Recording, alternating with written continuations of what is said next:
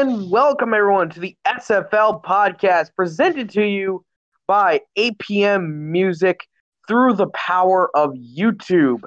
I am your host, Jack Brown, and alongside me I have the round table. See how I can roll my R's there, folks? I am great at rolling my R's.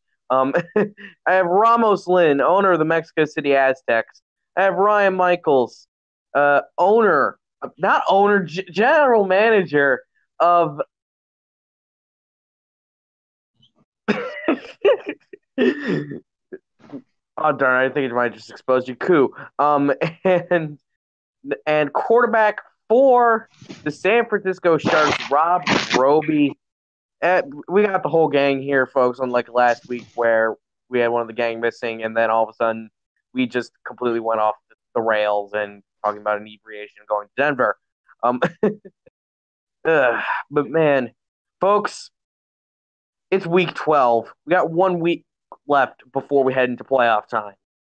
And, well, the playoffs, it's literally anybody's game at this point. There's only two teams that have qualified. The Alaska Storm and the Tallahassee Pride. Alaska is 11-0. Tallahassee, 10-0. So, really, the regular season championship just comes down to who can beat the ever-living daylights out of the better team between those two would get the regular season championship. Because Alaska is taking a break this week. They're on their week 12 bye, which, man, talk about a late bye week. That feels weird. Meanwhile, Tallahassee's heading over to Dallas to play them. We'll get to that in a second. But as it currently stands for the automatic qualifiers, again, this is as it currently stands. The third seed is the Carolina Skyhawks at the top spot of the East. The fourth seed is the Baltimore Vultures also at 7-3, second spot in the Eastern Conference. The fifth seed is the New Orleans Pharaohs, currently as the second place seed in the Southern Conference. And the sixth seed is the Mexico City Aztecs, sitting at 6-4. Once again, the second place team in the West. Now, if we head over to the wild cards, we have the Queen City Corsairs sitting at 7-3. They're tied with Carolina and Baltimore for the top spot in the East. Yet due to the tiebreakers, they're down in the wild card spot. So, the East is still completely up in the air. Same goes for the West second place spot, as Sioux Falls is in eighth place at 6-4. And, just due to tiebreakers, I think it was mostly season series against Mexico City, they're currently outside the automatic qualifier. The Houston Hyenas are in at ninth, third place in the South. Meanwhile, the Las Vegas Fury, who still could snag an automatic qualifier spot, are in 10th place. But with that, we got some playoff games. Well, not really. This first game up is not really a major playoff implication game, as both the teams have been completely eliminated from playoff contention. Oklahoma City heads over to Tulsa for yet another installment of the Oklahoma Derby. Oklahoma City, I'm hoping that this playoff drought doesn't last another 4 years. Tulsa, just looking to end the season off with some nice little prideful notes there. So, Ryan, these are two teams towards the bottom of the South looking just to end the season off with a couple dubs, with a couple wins in the column. Do you think that Oklahoma City is going to get this, or will it head over to Tulsa? Yeah, for this game here, I'm going to originally start off here going with Oklahoma City. Tulsa had that rough start to the season. They were 0-4. Then they had a hot streak where they came back to 4-4, and now it's looking like they've kind of fallen off once again. They've lost the last three straight. And Oklahoma City was pretty much the opposite. They were pretty hot coming out the gate. I believe they started off either 2-1 or 3-0. And they've just kind of traded games back and forth, losing maybe one or two more than they've won. And I'm not really sold on Oklahoma City being able to really dominate this game. But I think they'll do just enough to beat Tulsa this week. Part of it comes down to the rushing attack for Tulsa. It hasn't really quite been there all season long. And I on offense, I really would much rather a balanced attack. And I think this season kind of shows it more than others for quite a few teams. And Tulsa kind of being one of them, where they had it figured out originally, and then it just kind of started falling apart for them once again. Sansa Robinson back in the backfield, he's had a little bit of a rough season at the time being, and it's something that's got to be worked on, I believe, in this off season. They've only had about 74 rushing yards a game, and that's fourth worst in the SFL. The only the only three teams that are worse than that is the Alaska Storm with 72.9, which granted they do have the third worst rushing offense, but when you have that quarterback in Ron Cochran back there being extremely efficient on getting on continuing their drives on third down, I mean they're completing 66% of their third down conversions there. And they have 350 yards passing, so they're kind of that exception to the rule, as you generally have at least one of them. And then the Dallas Lobos at 22 rushing yards a game, and the London Knights at 19.4. And the combined wins between Dallas and London is 4 wins, just exactly where Tulsa's sitting at. And I think it kind of shows that you need that balanced offense. You need to be able to run the ball to open up the pass for your team, and it just hasn't quite been there for Tulsa this season. On the flip side, Oklahoma City, they their their offense has been about as equally despondent, I guess is the word I would say, as Tulsa's has been. They're both averaging about the same points a game. They're both averaging. I mean, if you look at them on paper, they're actually nearly identical. The only difference between the two is Tulsa's really not been taking care of the ball. They've gotten 26 turnovers, and compared to Oklahoma City's 14. And Oklahoma City hasn't quite been as good as continuing the drives on third down, 45% compared to Tulsa's 53%. But the defenses are kind of where I'm believing the game is mostly going to be kind of played out here. And I think Oklahoma City's got just a little bit better defense on paper, in my opinion. Um, they're both pretty much, like I said, equivalent. Like both teams on paper, they give up just about identical numbers. Um, but the Oklahoma City Renegades take care of the ball a little bit better, and Tulsa is not really able to get many takeaways. It seems like so. I feel like Oklahoma City is going to come out on top of this one, and it's going to come down to the turnover battle. Really, whichever team gets the most turnovers will get the win. I feel that's going to be Oklahoma City this week. So Oklahoma City heading out with some pride. However, in this next game, it's in the same conference. In the same conference. So at least we're prideful that we're still down south. But this one, this one's a doozy, folks. It is the Houston Hyenas heading over to New Orleans to take on the Pharaohs. Really, it's more or less a battle for the second place spot in the Southern Conference. And assuming that Atlanta wins, could actually be a fight for the playoff life. Or actually, yeah. So essentially, if Atlanta wins next week, this is a fight for their playoff lives. So this is going to be a huge game for both teams in Houston and New Orleans. So with that, Ramos, these two teams are fighting desperately for a playoff spot down south. Who do you think is going to be coming out on top in this one? I really like what the Pharaohs have done. I really like the running back. I think the quarterback has improved throughout the season, and I think the defense is pretty solid. I mean, it's it has come down together and it has gelled together by the middle portion of this season. But I will still give the ball this ball give to the Houston Hyenas. I like the experience. I like the secondary of the Hyenas. I really like their offensive line and the rushing attack as well. Kenton Johnson is rookie quarterback against rookie quarterback in New Orleans, and I think the Kentes will be able to get it done. I think that both teams will throw interceptions in this game, a good amount of them actually, probably Kentes a couple of them, but I think that he also will be able to toss for about 3 TDs. So um, with that being said, I think that Houston offensively has very good pieces. The wide receivers, I really like them. They have Yasin Clifton at the tight end position, who I really like as well, and I think will be able to make a couple of really good catches that could potentially decide the ball game at the end of the game. So I will still go with the Hyenas in a high scoring affair, 34-27. I really like New Orleans though. I mean, I think New Orleans is a team that at the beginning of the season was like, gonna find their groove, and with the player progression and with coaching and everything, they have been one of the best teams in the league in the last, I will say, 7 to 8 weeks. So still though, due to experience, due to um, I don't know, I just think that the Houston Hyenas will be able to come in the clutch and win this game.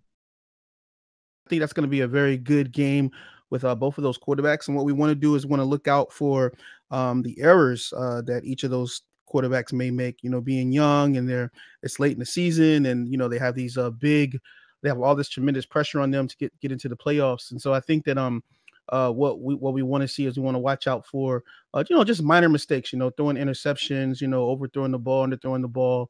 And definitely, I think that the Pharaohs have come a really long way. If you guys remember, they were like 0-2 or 0-3 or something like that in the beginning of the season. And Xander Gold was out there. He was a little bit worried, and they just have turned things around. So they've become a really good team, and they're utilizing, the ground ball with Donk Bonkers, and also, utilizing their wide receivers very well. The defense is playing okay. And so I think that that's going to be a very, very good game. We want to definitely shout out also Houston and Kentez. They've done a really, really good job of keeping themselves in the hunt as well. So that's going to be a very, very good game. I think we have coming up this weekend. So, Ryan, Denver's looking to play spoiler here. Sioux Falls looking to get that second spot in the West back. Do you think Denver's going to be able to play that spoiler, or will Sioux Falls be able to regain some momentum? I'm thinking Sioux Falls is going to get a little bit of momentum here. As much respect to Denver and the team they put together each week. I just feel Sioux Falls, they were pretty well taken care of by Mexico City twice this season. But that's only 2 of their 4 losses. Outside of that, they've only lost 2 other games and won 6 more. I feel like they're gonna get back on track here. They're gonna get Colin Hart back involved with the game here, and they average 141 yards rushing a game, which is a pretty good high number there. It puts them actually at 4th in the league for rushing yards a game. And for Denver, their offense has just been a little inconsistent. Some weeks they score about 30 points. Some weeks they score about 7. It kind of varies, and it's just the inconsistency between that is going to really put some bother into this game for them. They've given the ball away 15 times compared to Sioux Falls at 14, so they both take care of the ball pretty well, and that's actually got both teams down there in the top 10 for the lowest amount of turnovers basically in the league. And so, for me, it's going to come down to Colin Hart for Sioux Falls. They've really got to get him going. He's a really big key part of their offense. They use him to open up the passing lanes for Julian Tyree back there, and it all comes down to how they're going to be able to take care of the ball and how they're going to be able to get that running game put into effect for them. Denver's defense does allow about 111 yards rushing, so I mean it's right. It's only 30 yards lower than the average that Sioux Falls gets on the ground for their offense, and they got a turnover differential of zero, so they are pretty much straight even with their offense on taking the ball away. And for Sioux Falls, they got a positive of 2. And I think part of that is their ground game really takes a big part of their game plan, and as long as Colin Hart's able to hold on to that ball, they're pretty easily gonna keep that number trimmed down. So I look to see Sioux Falls kind of bouncing back here, getting the ground game going, and getting just feeding the big man early. Let's put it that way. Yeah, and so now we keep it out west, and we have 2 podcast teams dueling it here. San Francisco heading off to Mexico City. Mexico City looking to keep that second place spot in the West. Meanwhile, San Francisco just looking to end off another season the best way possible. Now, oh god, a part of me wants to do that whole rap battle concept again because we didn't get to do it last time when Mexico City and Houston were facing off. I mean, come on, that would have been so cool. And Ramos, I'm pretty sure because you denied it was the reason why we lost that game.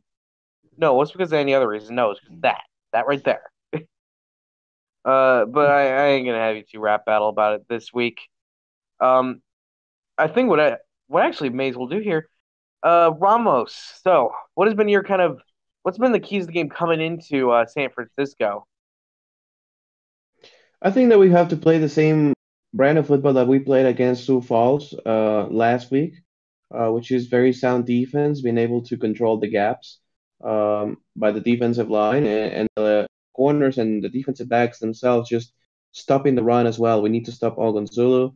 Um, and I think that we have to make the Sharks a little bit one-dimensional. Obviously, Roby and Gabriel Manning are very dangerous, but I think that if we can make them one-dimensional instead of having Gabriel Manning, catch balls all over our defense, having on top of it Ogun Zulu going crazy, that's going to be really bad. Um, so I think it's going to be that type of football where we have to. I'm not saying that we are going to shut the Sharks to only 3 points, but if we can limit the damage, I think it's going to be very important. And offensively, it's going to be about our offensive line, especially the left side of the offensive line. They need to have a good game.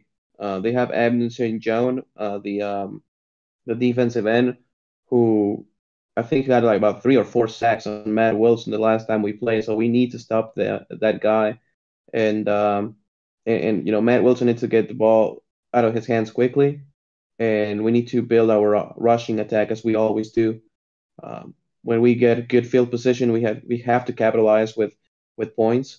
Okay, we cannot start a drive at our own 40-45 yard line and come away empty. We have to move the ball at least about 25-30 yards and score at least a field goal here. When we get those chances. So I think it's gonna be just like most of our games, very low scoring. And whatever team wins, because I see that this is gonna be a very tough game. Last time we faced, it was a very close game. I think, if we can do what we did against Sioux Falls, and if San Francisco can do what they've been able, what they have shown that they are capable of doing, this is going to be a very good game, low scoring, and whatever comes out on top, probably by a 3 or 4 point win. So I think that's about the way it's going to be. Special teams are going to be huge in this game, I think. All right, so now, Rob, I'm going to swing this one over to you here. What are your keys to the game coming into this big game against, Mexico City, looking to play a good little spoiler?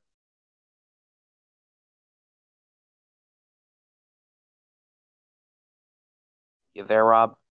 Oh, you said Ramos, man. I'm sorry. I didn't know you were talking to me. Okay. Spoiler. So this is how I feel. I feel personally that what San Fran has to do right now is we have to definitely control the ground game. I think that the defense, we've had some nice bright spots with the defense, and then we've had some really, really dark spots on defense this year. And so I think what's happening is that we're trying to figure out the best scheme for our defense consistently, which has changed back and forth, as we're kind of trying to learn our players and stuff. So I think that we have to make sure that we definitely keep the ground game controlled. Try our best to get pressure on the cornerbacks and stuff so that we don't get passed on a ton or get over thrown on, for deep balls and stuff from Matt Wilson. But I think that we're going to come in and we're going to give it our best.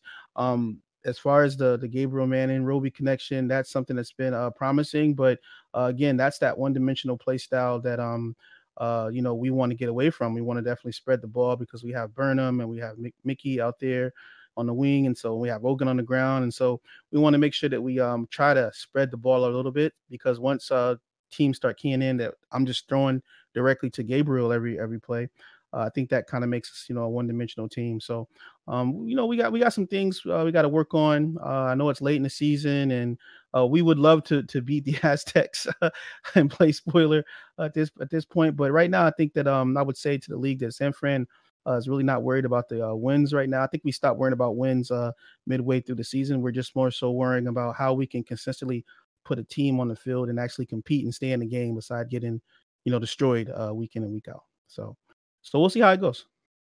I was about to say, you guys forgot how to win back when, I don't know, I think when your franchise was formed roughly.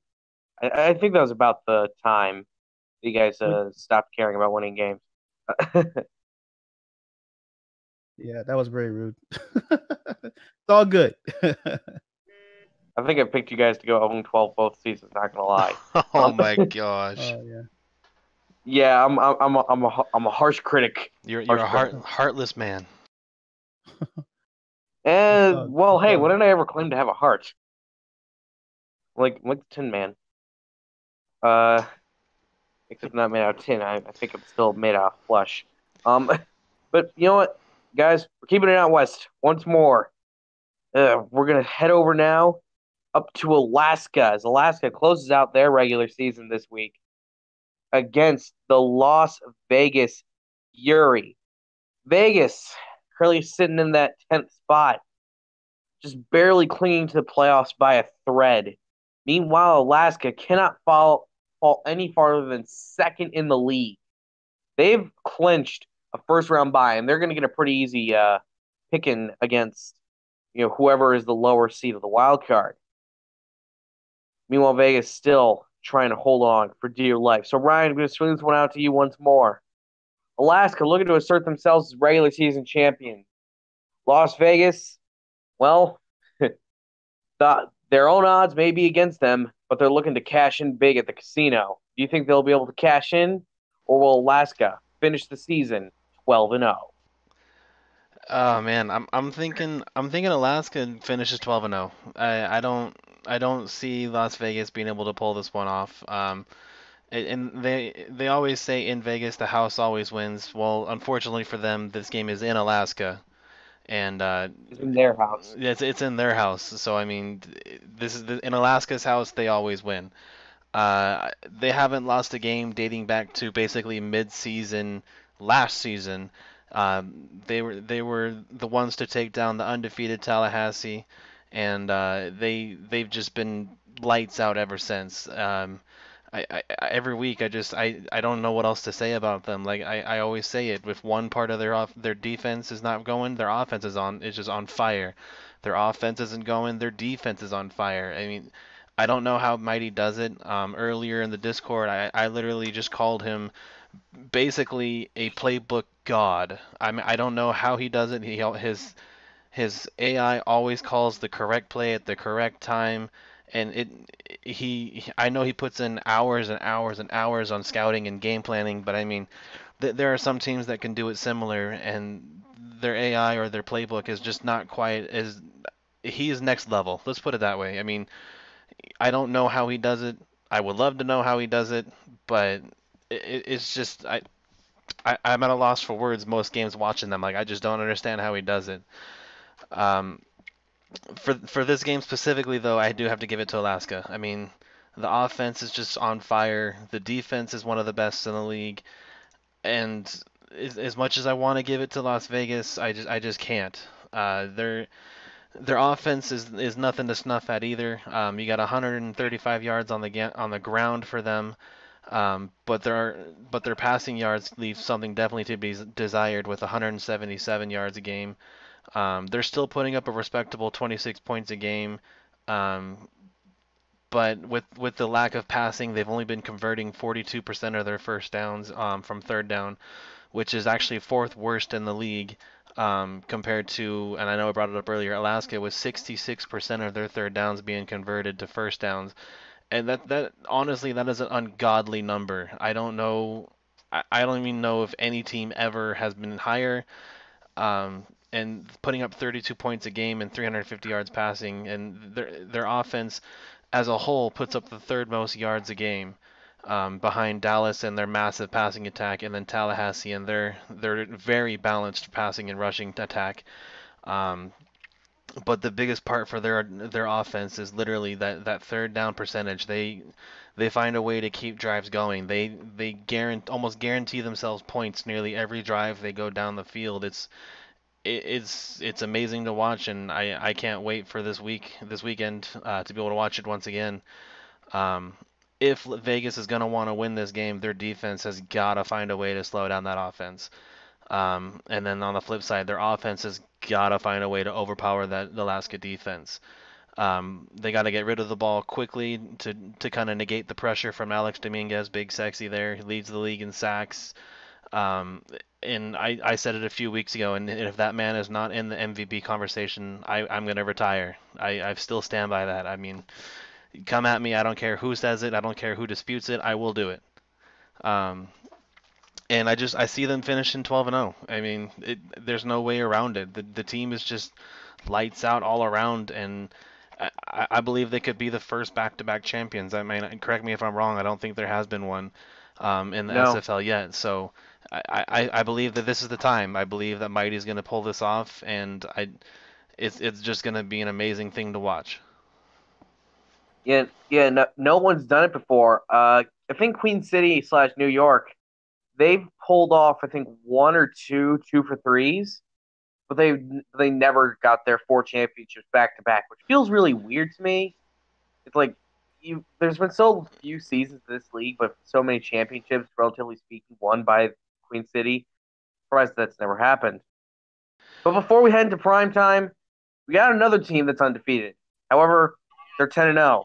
Just in the Tallahassee Pride. They're heading over to Dallas.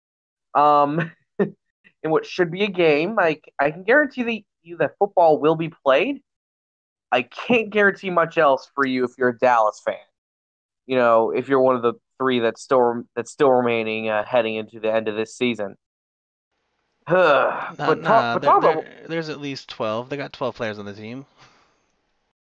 True, but you can never guarantee that everyone on the team is gonna be active. Huh? That's true. We've seen that happen before with some teams. Yeah, I mean, you guys have had him on Chima. Hey now. I think Jack's just obsessed with sharks. Just go ahead and say it. You love sharks on the low, man. Just say it, man. I wasn't even making that as a jab against you guys. I was making that as a jab against the hyenas. Yeah, whatever. Look, all I'm saying is that when you inevitably see me sign with the Sharks, don't be surprised. Anyway, promising to swing this one over to you here. Tallahassee looking to go 11-0, try and get back-to-back regular season championships. Meanwhile, Dallas, this would not be the first time they played mega spoiler for a team before. Do you think Dallas is going to pull this one off, or is Tallahassee going to steamroll over the Lobos once more? Yeah, I think it's gonna be Tallahassee one more time. Here's the thing with Dallas. As good as Mike Osai is, unfortunately right now for them, if it's not by the passing attack, they really do not have a curveball. I mean, it's Mike Osai all game long. They do throw the ball to the other receivers, Crash Combs and those guys, but if it's not Mike Osai, they really do not have a B option. You feel me? It's like if something gets shut down, in this case, Michael Sai, I'm not gonna say shut down, but if they can contain him or they can just limit him just a little bit, they really don't have anything else. And as far as the defense goes, I'm not sure what's going on. Dallas used to have a pretty good defense a few seasons ago, with Troy Lawshaw being a very good safety, ball hawking safety, and Heath McDaniel and Tico Bell and those guys, and now they just cannot stop nobody. And I don't think they're gonna be able to stop the Tallahassee Pride. I think Yaya Niola will have a field day, just like he normally has. He had it last week as well. So I think Yaya Niola will run crazy. I think that Christian Christensen will look on point and throw the ball to Kenny G and Grayson Willis. I think that the defense of Tallahassee will be able to put in some pressure on the QB, because here's the thing, as you said, I think it was you, Ryan, you said that Dallas was second or third worst in the SFL in rushing yards per game, only about 22 yards. So they really do not have a rushing attack, which against this defensive line is just spell trouble. I mean, it's just like, hey, we know they're not going to run the ball. Just go ahead and rush the passer all game long. So I think they will be able to put in some pressure on Synergy. And I think that Tallahassee will run away with it, honestly. Probably I will go. I mean, I think they will be able to score a lot of points. I don't know, 45-20, something like that. Because Tallahassee just looks very dangerous, and I think that Dallas just really has to regroup in this offseason and find some new ways to get the roster going.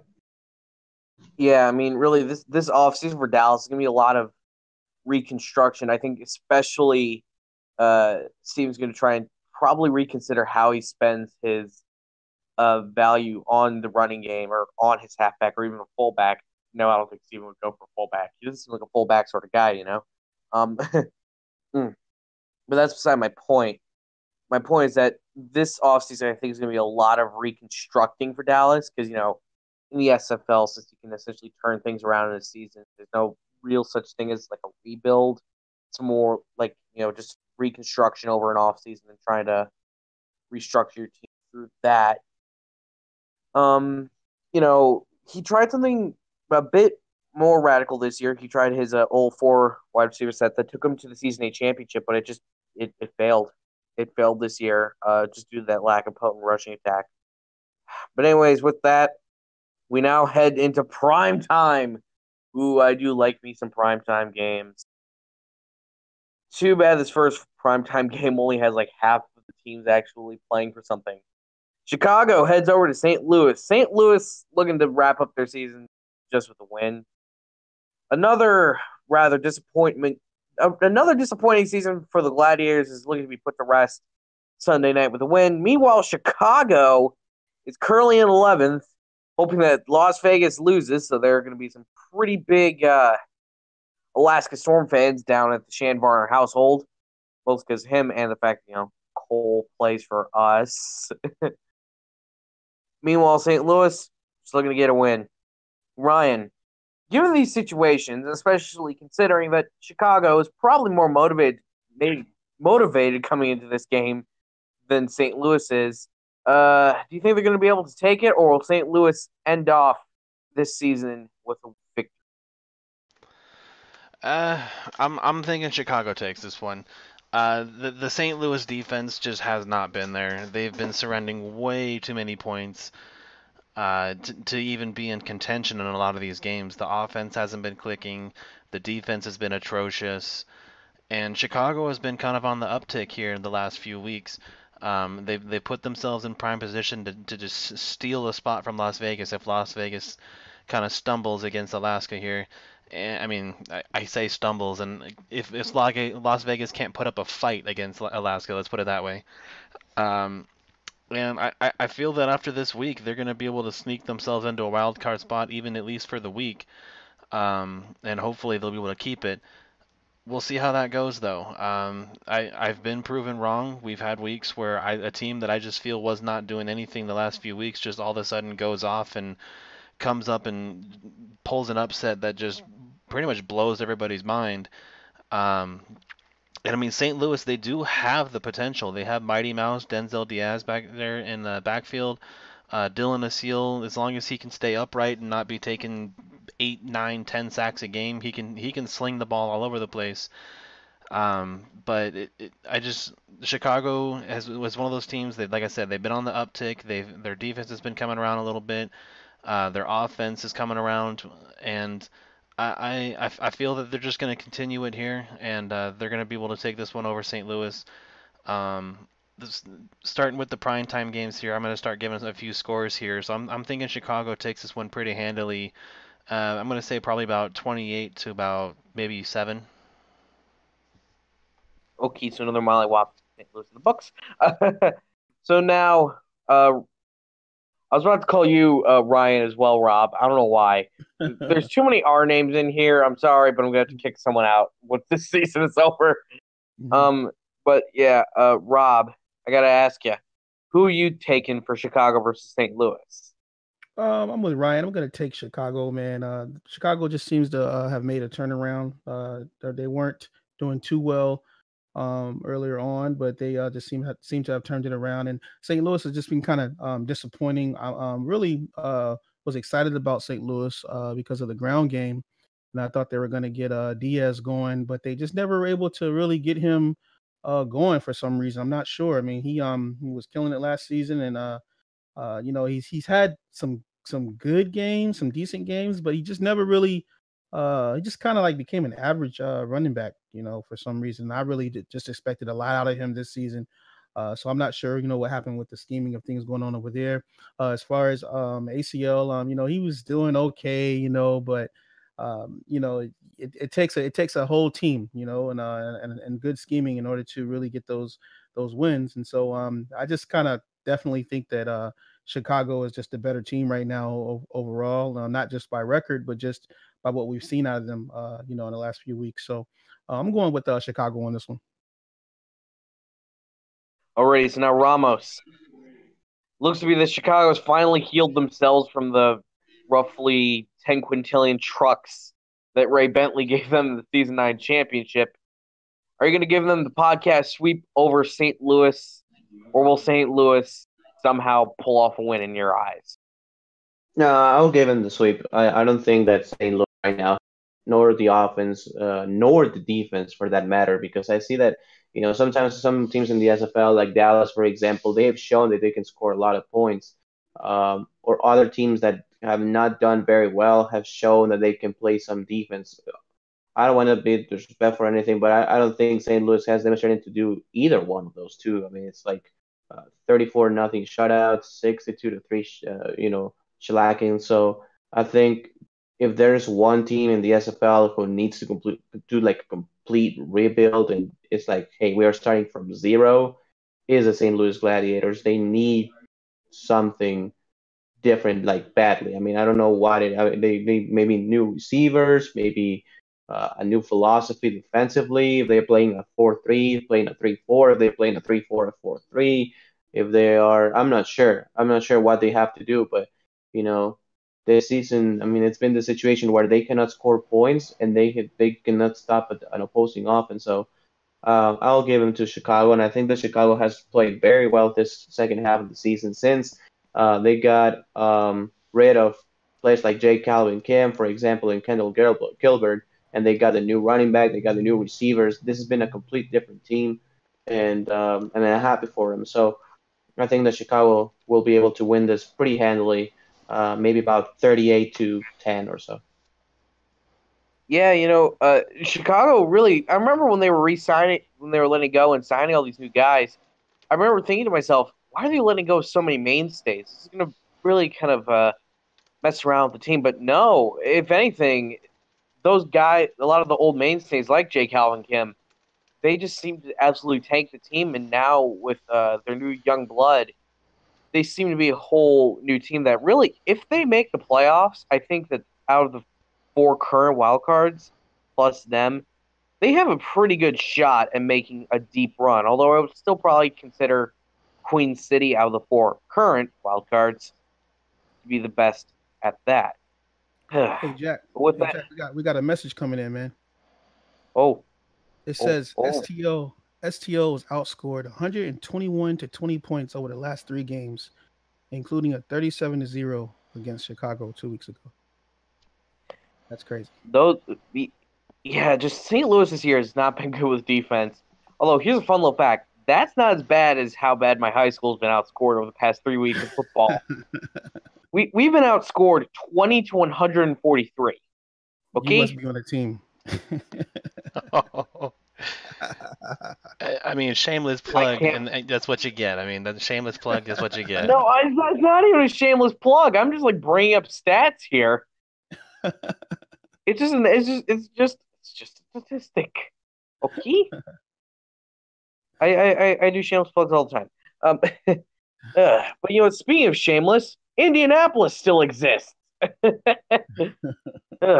As Vancouver travels on over to Indianapolis to play the Red Devils, Tom Pepper inviting his old team back into his house well, inviting his old team into his new house, I guess you could put it like that. As I think this is the first Indianapolis game ever since their owner James Richards gave birth to his new son, hoping to give his son a great first couple days of existence present of winning a football game. I think that'd be pretty good. I think we could all agree on that one right there. So Ryan, do you think that James's son will be able to get a nice little present for his first couple days of existence, or will Vancouver continue to keep their playoff hopes alive? This is one of the games I wasn't quite sure about, honestly. Both teams, they've not had the greatest of seasons. Vancouver actually, on the very, very off chance, is still in the hunt for a wild card spot. They'd have to have quite a bit of things go their way to be able to sneak one out of there. If they win this game and next week to finish with a 6-6 record, I think it's probably one of those 0.1, 0.2% chances, but there is a chance. I mean that's all people want to say is like, is there, if there's a chance, that's all I need to know. This week, I'm not sure though. My problem is that I'm not quite sold on either of these teams, honestly. The Indianapolis Red Devils, they have one of the best passing defenses in the league. Um, but that's kind of counteracted by their offense is one of the worst passing offenses in the league. Their rushing attack does do about 100 yards a game at a 96.8. They're putting up a very paltry 15.7 points a game, though, and they're only converting 36% of their first downs from third down. And that gives them the second worst offensive percentage on third down.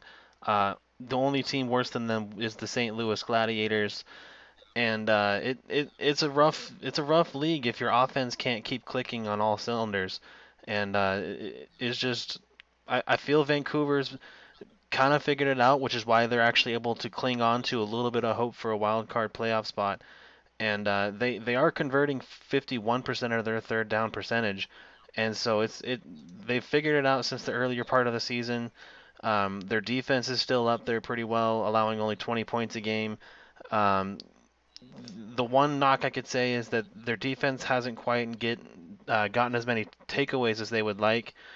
Um, with with a -2 percentage wise or ratio from with 19 turnovers to only 17 takeaways.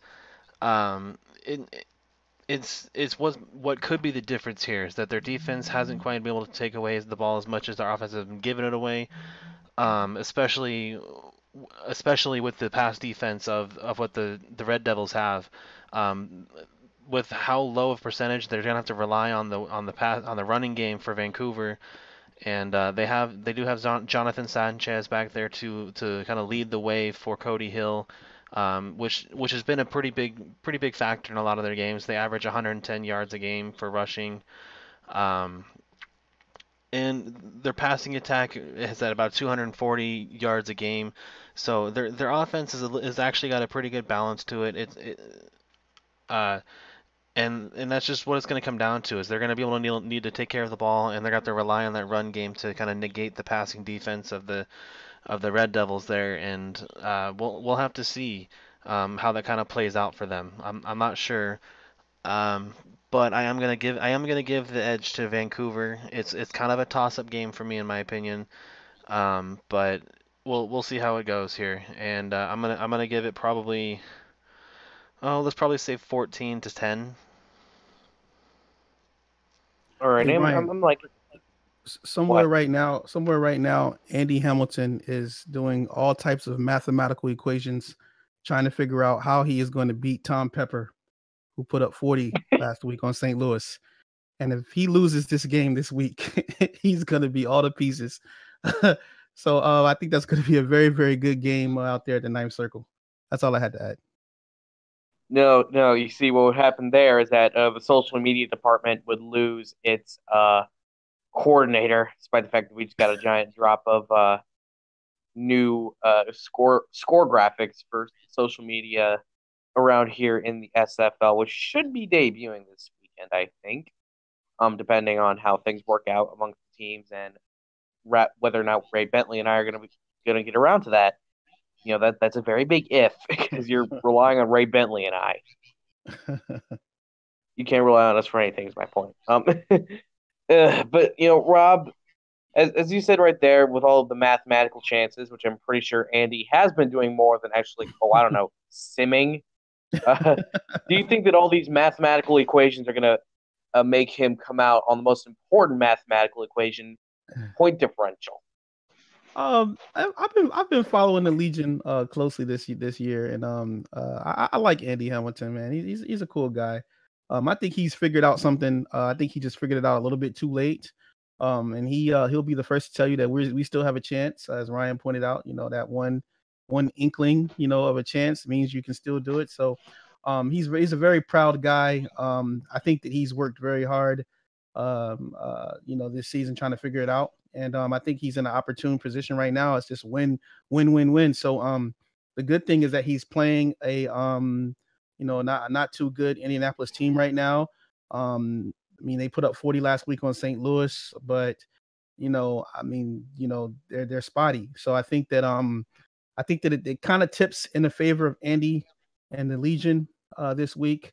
If he's done his research and done his homework, I think that they have everything to gain right now, from this, and hopefully they can just catch Indianapolis snoozing again, So, but something interesting enough though is that Tom Pepper though, man, like he's just like it's just so weird, man. He's like Virginia weather, and Ray Bentley can approve this message right here. It's like in Virginia it'll be sunny and bright, one day 90 degrees, and the next day it'll be like 75, and raining, or whatever. It's just weird, and so I think that sometimes when I've seen Tom Pepper this year, I've seen like so much greatness in him, and then at other times I'm like, man, what in the world? Who built this guy? So it'll be interesting. It'll be a very interesting game. I think that's one of those sleeper games that people probably won't really watch, but I think that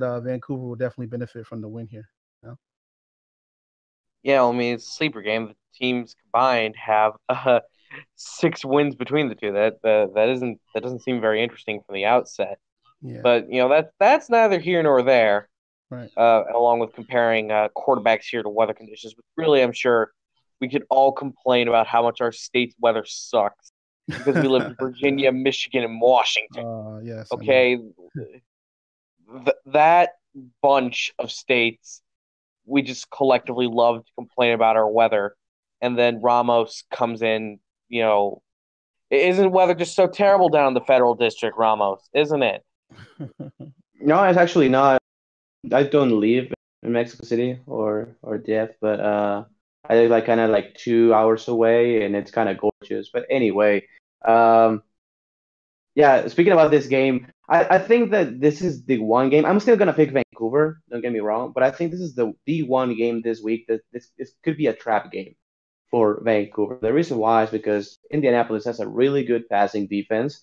And as Rob said, Tom Pepper does have sometimes that game where he plays lights out. So if he has that type of game, like if the stars line, Tom Pepper is able to get some drives going, and he goes for about 70% of completion percentage and maybe a couple of touchdowns. He limits his interceptions. Something happens. I think that they will be able to keep this close. I'll still go with Vancouver, though. I think that Vancouver will be able to win, but I think it's going to be close. Maybe that the records might indicate probably about 24-17. I will go.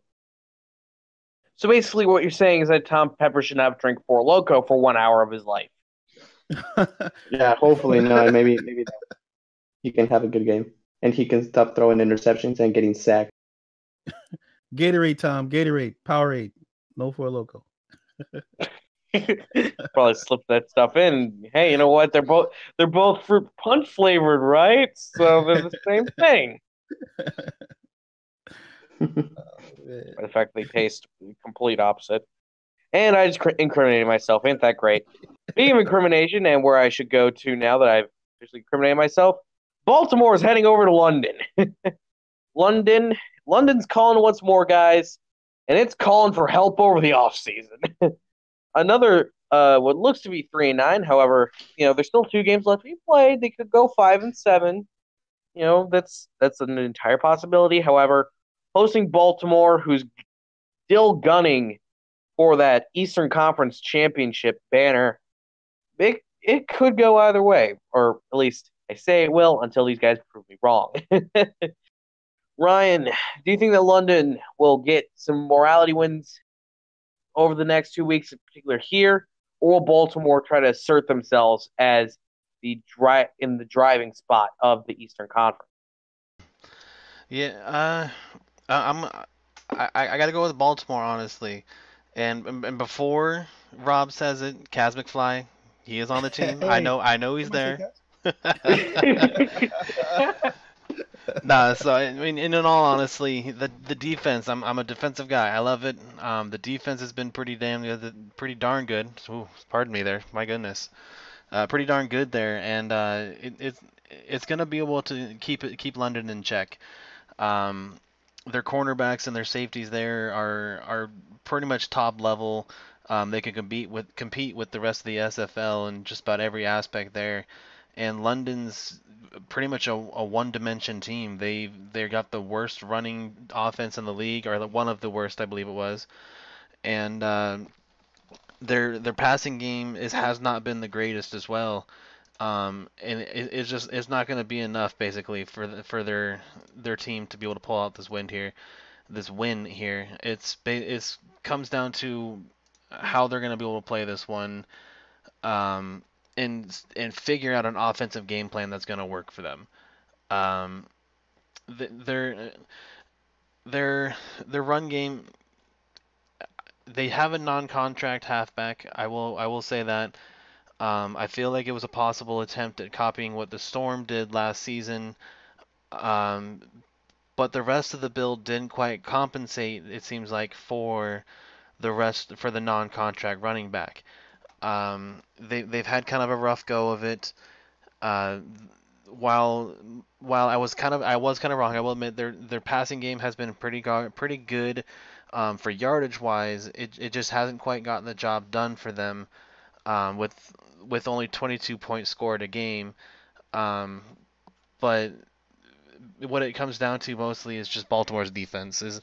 I feel like they're gonna be able to shut down this offense pretty well. Not pitch a shutout, but maybe just give up a touchdown, possibly a touchdown and a field goal. And I think that's basically what it's going to come down to. It's going to come down to Baltimore's defense, how they're gonna shut them down, and they might even possibly do a pick six here. I'm not entirely sure. I mean, you can never really predict them, um, but the offense is running decently enough to keep them in the games, and give them the wins as that kind of goes around. They're only averaging 20 points even a game, but it when you only need to average 20 points a game because your defense is only giving up 18 a game, that's all you're doing, just what it takes to win. You're doing exactly what is asked of you on offense and letting your defense take games over. And so it's a formula that works, and if it ain't broke, don't fix it, right? I mean, it's always the old adage and the old saying that if it ain't broke, don't fix it. And what they're doing, it's not broken. Why fix it? Why mess with it? So I got to go with Baltimore. Probably going to say somewhere around 17-7, maybe 17-10. Yeah. So now, Rob, Kaz McFly. Kaz McFly, Kaz McFly. Kaz McFly. Kaz McFly?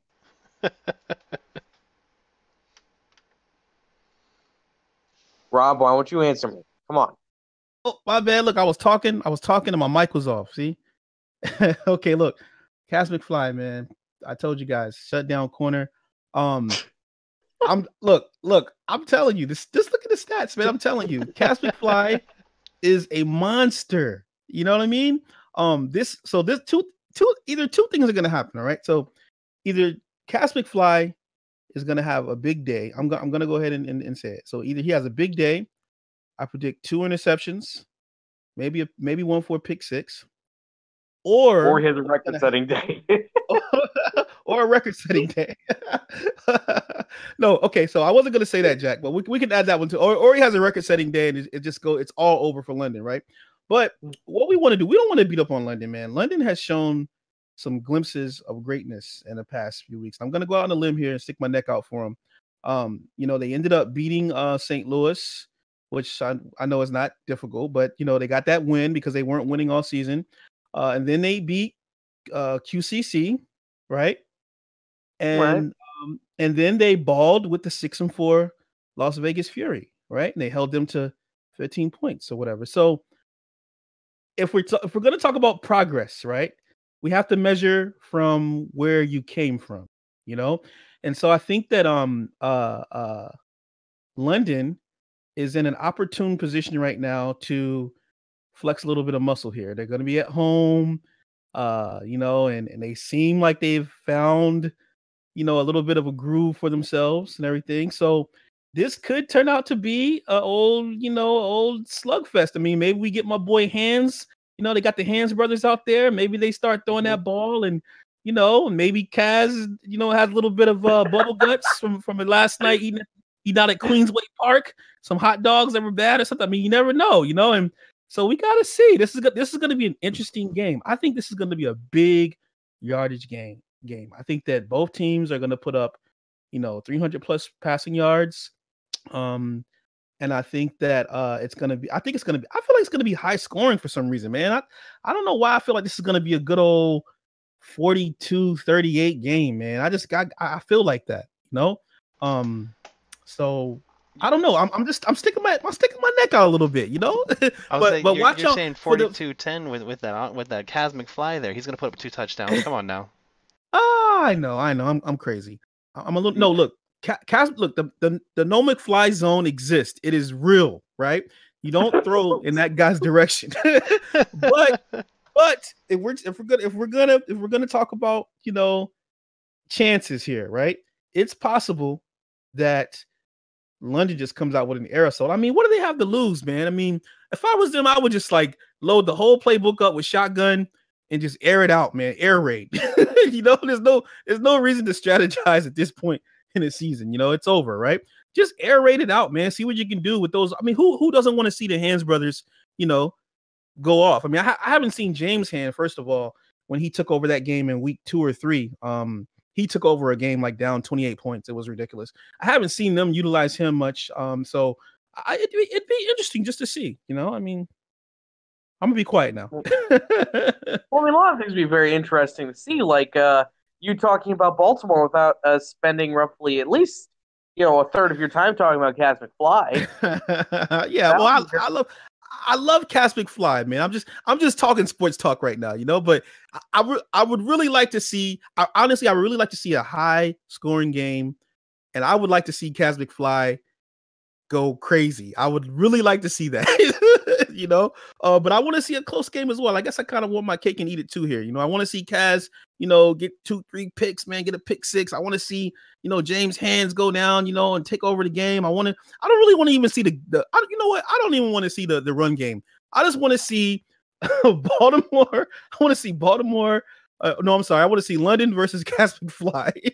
That's all I want to see, No, you see, T-Pat, he goes down into this little cavern holding a lantern. So this little chest just says Mahler's season 4 playbook. He opens up this forbidden chest, brings out the playbook, submits it to Falters' playbook. It's just all passing plays. That would be crazy, man. It should be an entertaining game, though. I'm actually really expecting to watch that game this weekend. Yeah. Anyways, Ramos. You exist here. Who's gonna win? London is a better team than people think. As we were saying, they held a pretty good Vegas Fury team to only 15 points. They were able to beat the Queen City Corsairs, which is not easy to do, especially when you get to the second part of the season. So I think it's going to be closer than people might think, because Baltimore, they're a great team. They have a great passing attack. They have the no McFly zone and everything. But if London can have a little bit more balance, the fullback is no joke. that fullback, I was calling the game. He's a big dude. I mean, he's a huge dude, and he's actually pretty quick. So I think it's gonna be close, but I still will give the game to Baltimore. I will say about 19-14. I'm liking that. I'm liking that. Now, before we go, guys, we still got a game to cover here. We're gonna have the Queen City Corsairs. They're heading on down to Carolina, right? In what is functionally an Eastern Conference championship game. Because assuming that Baltimore loses, functionally speaking, Baltimore's going to be 7-4, and the winner of this is going to be 8-3. And then it's going to be hard for the tiebreakers to work out Baltimore's way. Essentially, this is an Eastern Conference championship game. Let's all agree on that right now. Okay? Okay, good. We've all agreed on that because you guys have not expressed disagreement. So, aha. I mean, I don't disagree, honestly. I mean, the winner of this one's 8-4. I mean, then they just got to compete with Baltimore. I mean, it will determine it basically for that entire conference. It all comes down to this game, basically. Queen Yeah, City so was, Ryan. Oh, sorry. Yeah, so Ryan, who's going to take it? Oh man, see, I really want to go with Carolina, but in my honest opinion, they started out super hot, but they've kind of faded the second half of the season, and I'm not sure what happened. They started off really well. Their defense was balling out. I mean, it was great to watch them play, especially considering how their last few seasons have gone. They've lost their last two games, so they were 7-1. They're now 7-3, and basically they controlled the Eastern Conference. They had their fate in their own hands, and it just kind of fell apart for them lately. Um, I'm not entirely sure what kind of happened with them, but I want to go with my first gut says to go with them. But looking at the two of them compared to each other, it's gonna be a rough game for both of them. They're both of their offenses score about 25 to 27 points a game. Queen City's defense allows a little bit less points with 14.5 points compared to Carolina's 19.5. Um, and what it comes down to is the offense for Queen City just outscores more often. They have a net differential in points of 131 compared to Carolina's 57. And I mean, I do talk about Carolina being 7-3 and on a two-game losing streak, but at the same time, so is Queen City, and so it's kind of a toss-up. Um, I think I'm gonna have to give it to Queen City though. I really want to say Carolina, but I'm gonna have to say Queen City takes this one, and it's gonna be on the backs of their defense, honestly. Um, you got Oscar Dunkley, you got Achilles Frank back there. They're both some pretty ball hawking defensive players there. Um, it's gonna be rough to be able to get much done with them in the pass game. We'll see how it goes for the running game for Carolina with AJ Francis, the Monstead as they call him, and he puts up about 150 yards a game it looks like. Um, But on the flip side, Queen City's defensive for the rushing is actually the best in the league, only allowing 41 yards a game. So it's going to come down to the defenses, who's going to be able to take the ball away more, and who's going to be able to stop the opposing team's running back. I mean, Ash Odom is no slouch either. I mean, I cannot forget about him.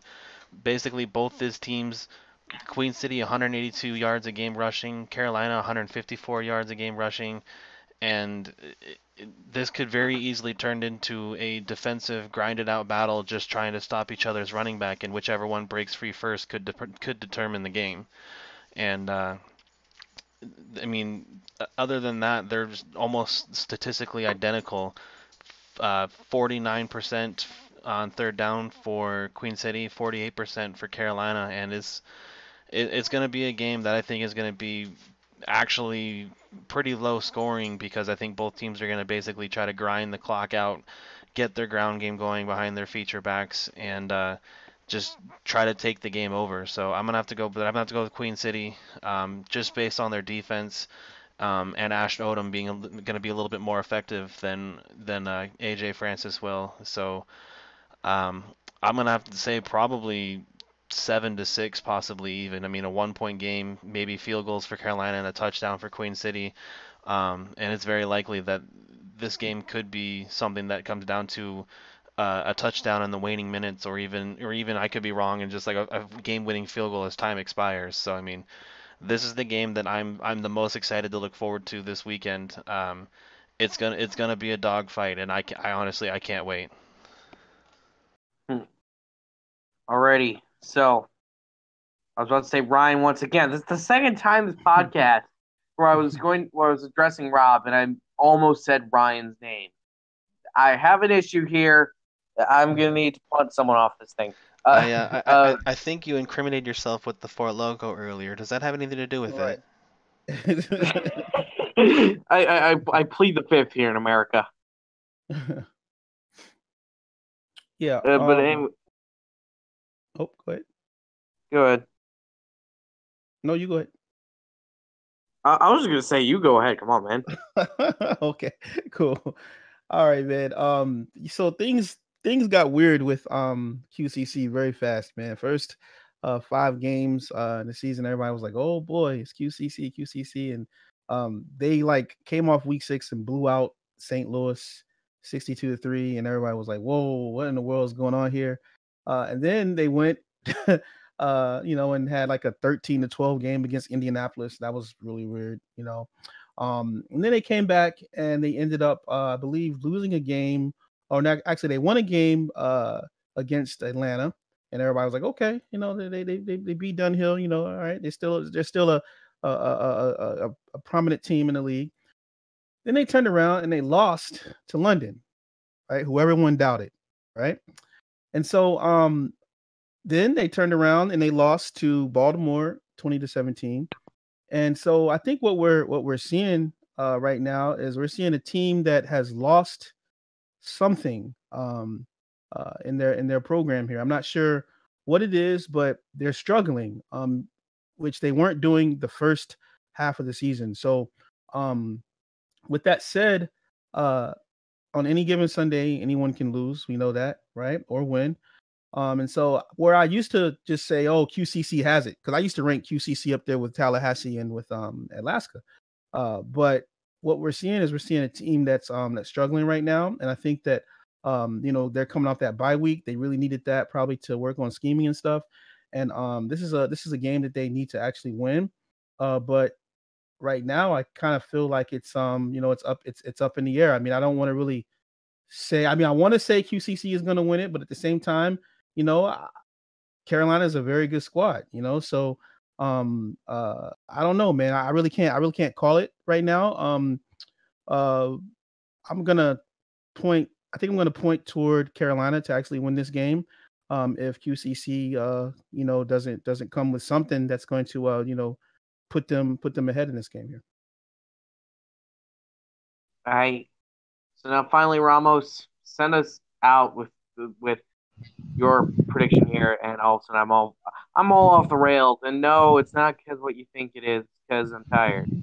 Hey, swear. Yeah. Go. Yeah, I think that Carolina will be able to take this game as well. As Rob was saying, I think that Queen City, as great as they are, they have shown a little bit of inconsistency. They had that one game, 13-12 against Indianapolis. They lose a game against London. So I think that Queen City has been a little bit inconsistent, whilst I see a Carolina team that's been more solid throughout the season. I think that AJ Francis will be able to run the ball pretty successfully, even though Queen City's run defense is historically pretty stout. I think that AJ Francis will be able to have a nice game. I'm looking forward to see Jack Luyendula, see what he can do. I think he will have a pretty decent outing, connecting with Harris Prasad and those boys. The Carolina defense, I think, matches up pretty well against the Queen City Corsairs. To what Queen City likes to do is doing that power all play, running to the outside, and I think that the Carolina defense has the speed to go to the outside and make stops. So overall, I think that Carolina right now is the most solid team. I think this is the team that when both teams go to punches, I think they will be able to, by the third and fourth quarter, be able to be more prepared to close the game out. Therefore, I will like Carolina, probably by the score of 27-21. I think that Carolina is going to um, be victorious in this game. Queen City is still a really good team. Historically in the second half of the season and in the playoffs, Queen City is just unbelievable. But I think that right for now, I think that the Skyhawks possess the better squad. Alrighty. So now with that, thus concludes. Oh wait, I forgot to mention here. The SFL guys, guess what? We got a new sponsor on us. That's right. We have Matt Doyle. We have Matt Doyle coming in to redesign all our logos so that 2K doesn't come in and start suing us out of nowhere. That would be not very. That would be, as I say, not optimal. It'd be very suboptimal performances. A league to be all of a sudden be sued by 2K for blatant copyright infringement. So he's going to help us redesign our logos, and it's gonna be great. They're going to start be rolling out soon. There's going to be a couple teams not involved with it, like Atlanta, due to the fact they've already had their logo redesigned to a professional standard. Also, if you're going to be in Las Vegas attending the esports summit that's going to be happening down there for whatever reason, I mean, who knows? Guess who you can check out there? That's right, the SFL. We're going to be there October 1st through 3rd. And when I say we, I'm not meaning I, because I cannot afford a plane ticket from Detroit to Vegas at the moment, especially for a convention. Jeez, Vegas is expensive, okay? But yeah, Cam's going to be there, and the whole SFL main league staff. Actually, no, it's only going to be the all-glorious Cameron Irvine there to represent the SFL. But anyways, with that, thus concludes another episode of the SFL Podcast. I'm your host, Jack Brown. Alongside the round table, we say so long, and please don't use this evidence against me.